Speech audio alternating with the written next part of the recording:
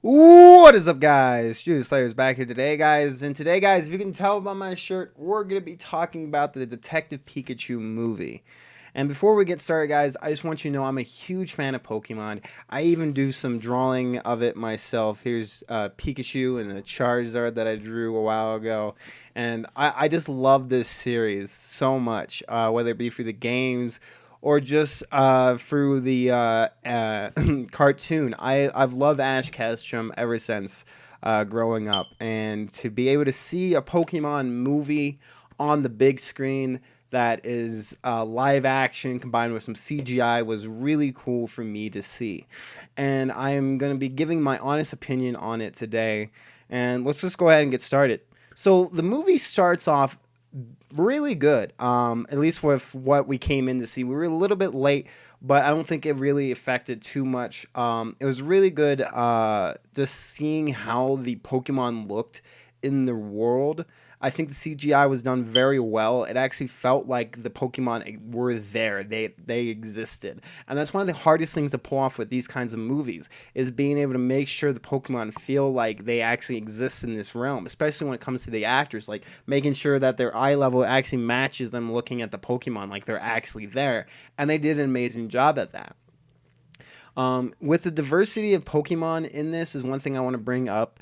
It seemed like it was there with very specific shots, but there was also a lot of moments in the movie that felt like it was oversaturated with the same Pokemon. There was moments where there was tons of Bulbasaurs moving through, tons of Squirtles and Charmanders. It just felt like they were overusing the same Pokemon because it was safe. I do know it's hard to put different kinds of Pokemon in for CGI because you have to make a model and then you have to make sure it looks right in that realm. But I feel like they could have done a bit better of a job making it a bit more unique in this world they were trying to build up by having a bit different Pokemons. Like a Geodude would have been really cool to see in this. I know Geodude would be a little bit out of place because he kind of floats and all that, but I think there should have been a bit more Pokemon in this. And I know it's hard to say, especially with the beginning shots that showed some of the newer Pokemons, like the Panda. I don't remember the panda's name, but it's basically the Panda Pokemon, as I call it. It showed that. I thought it was really cool, and I wanted to see more unique Pokemon. They did show a lot of bird Pokemon. There is a ton of bird Pokemon in this. But let me get past all that. The movie's premise is really good. I liked that it was basically this guy who wanted to be a trainer who gave up on that dream because of what happened in his family and basically what he went through when his father died, to try to find out what happened to his father. I won't lie, though, it's kind of a stereotypical setup, but I think it's done unique enough to make you invested in these characters. I also love how they tied in Mewtwo into this. They didn't destroy any of the previous lore of Mewtwo. They added Mewtwo into this world, and it made it feel like it flowed from the show when we got first introduced to Mewtwo. And it didn't destroy anything, and I just loved how well it fit in the world. And one of the things I feel like a lot of video games movies don't do properly, and I feel like this movie did very well, is make it feel like if I was in Pokemon, like I played all the games, that I just got thrown into the world. Like, this is the world of Pokemon. Other than that little critique of that, it felt very nice, and it felt like I wanted to jump into that movie. I wanted to be able to go into those Pokemon battles and fight that Charizard. But I don't want to do too many spoilers here because I probably spoiled a little bit with what I just said.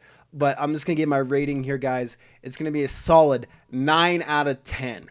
The reason why I didn't give it a 10 out of 10, because when I was talking with Jaws and my friend Conrad, we were noticing a few things like the lack of like different kinds of Pokemon. It felt like there was oversaturation of the same Pokemon, whether it be a Charmeleon or whether it just be Squirtles all over the place. It felt like that Pokemon wasn't unique to the world. It just felt like it was like, there's a Charmeleon, there's a Squirtle just thrown everywhere, and it just felt like there was just too much of the same Pokemon. That's like my really only big critique, and that's the only reason why I docked it down a little bit, because I felt like they could have pushed it a bit further. And I will say, I need to mention this before I forget about it, but Mr. Mime, why the heck did they make Mr. Mime's like the shoulder blades look like dodgeballs? That was like my biggest, like, what the heck? Like, they have all these fluffy Pokemon and all these lizards that look organic and fit in their world, but Mr. Mime, his stupid shoulders just didn't work with me. It was like they were like dodgeballs. I'm like, that doesn't look like it's part of his flesh or a part of him. It just looked like they just put a little dodgeball as his shoulder. Oh, I'm sorry. I had to get that out before I go into the spoiler section. But all right, guys, we're going to go into the spoiler section now. So remember to cover your ears, cover your eyes, for it's spoiler time. So guys, we're going to talk about spoilers here. Oh boy. So I do apologize if I technically spoiled in the actual session that Mewtwo is in this movie, but he's such an iconic Pokemon that like the saying he's in the movie, I don't think it ruined it, but I hope I didn't. So I'm sorry. I'm sorry for all those in the previous section. But basically, Mewtwo is in this movie mainly because the fact is this guy, I don't remember his name. He's basically the mayor of this city, or at least well, I think he's the mayor, but basically he wants to make humans and Pokemon more unified, more connected to each other.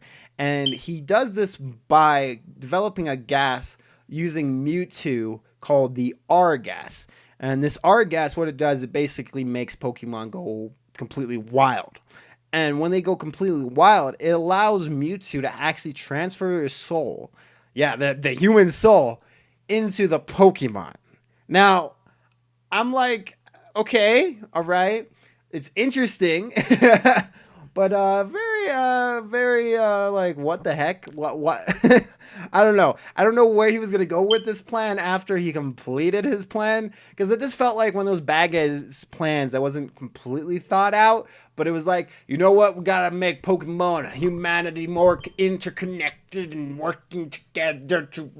I don't know what you're gonna do with that after. Like, if every human became a Pokemon, what's gonna happen? Like, is it gonna be like, okay, I'm now Pikachu. What happened to Pikachu? Pikachu is no longer his own creature in this world. I'm just a little old Pikachu waving my hands around. I don't know. I just feel like that wasn't fully thought out, and I should have said that in the non-spoiler section.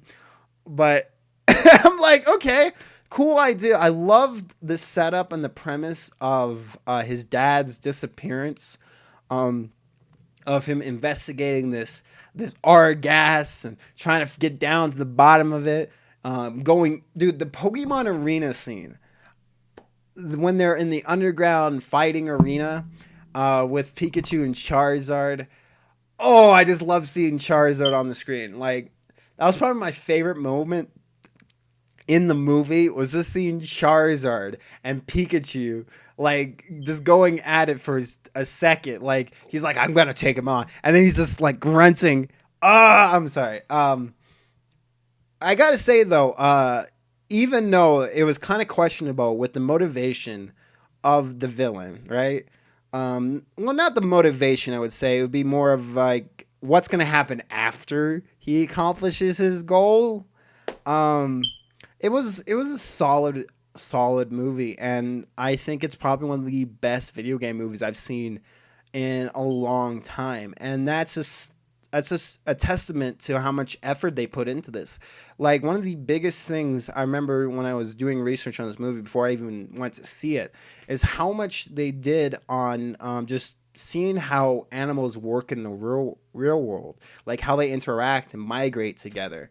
And that just showed when you saw the Bulbasaur like scene where they were just moving through the forest. And like, it felt like they were there too, because the grass was moving, the shadows were moving when they were moving. Like, it's really hard to do CGI to the point where it convinces you, even though you know it's fake, you want it to be real. And that scene with how they moved and how organic it felt, it just felt to me they put so much time and effort into it, and I gotta commend them. Uh, I loved the movie. I'm probably gonna buy it on DVD. Ryan Reynolds definitely enhanced this movie tenfold. I don't think I can see Danny DeVito playing Pikachu. I mean, I would love to see what they were thinking with Danny DeVito originally voicing Pikachu, but I really did love it, and I honestly would recommend it to anyone. So I know I didn't cover too much in the spoiler section, but I think I'm going to call it here because I really don't want to give anything more away than what I did, because it's such a good movie and you guys should go see it yourself. But I'm going to end it there. So remember, guys, keep on chewing and I'll keep on slaying. See you guys in our next video. Bye-bye!